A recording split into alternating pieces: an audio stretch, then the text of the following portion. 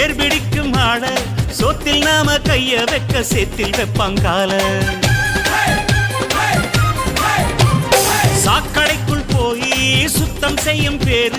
4 நாள் லீவு போட்ட நாரி போகும் ஊரு முடிவெட்டும் தொழில் செய்யும் தோழந்தான் இல்லையே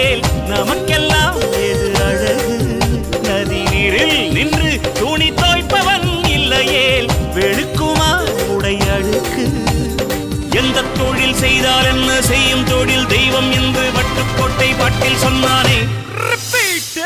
சக்தி எல்லாம் ஒன்று சேர்ந்தாரே